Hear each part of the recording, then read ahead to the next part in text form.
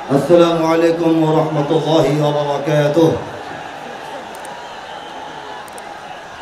সংগ্রামী সাথী ও বন্ধুগণ, আজকের এই মহাসমাবেশের মাধ্যমে আমরা প্রমাণ করে দিচ্ছি হেফাজতে ইসলাম বাংলাদেশ এই দেশ, জাতি, মানবতা, এদেশের ইসলাম ও মুসলমানদের বিরুদ্ধে দেশি বিদেশি যে কোনো চক্রান্তের প্রতিবাদ করার জন্য, রুখে দেওয়ার জন্য সবসময় প্রস্তুত হয়ে আছে।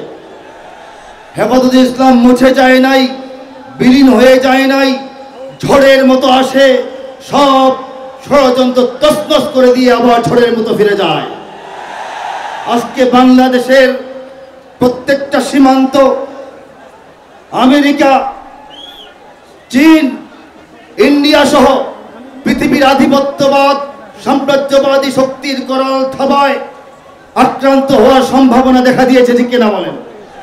হেফাজত যতদিন বাংলাদেশে আছে, এদেশের স্বাধীনতা, সার্বভৌমত্ব এবং ইসলামের নিরাপত্তা বিধানের জন্য জীবন কুরবান করার জন্য প্রস্তুত হয়ে আছে।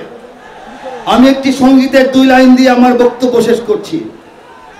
বাংলার ইতিহাসে যখনই শত্রু আসে, পালাবার পথ খুঁজে পায় না। বাংলার ইতিহাসে যখনই শত্রু আসে, পালাবার পথ খুঁজে পায় না।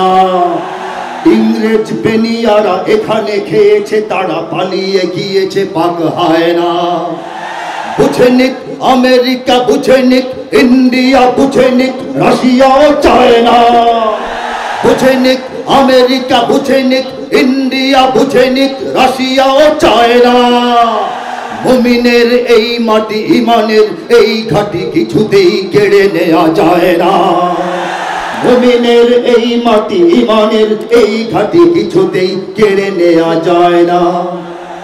সাহাবায়ে কেরামের আগমনে এই দেশ হাজারো বছর আগে ধন্য। ওলিদের মেহনতে গড়ে ওঠা এ জমিন কোটি কোটি মুমিনের জন্য, কোটি কোটি মুমিনের জন্য।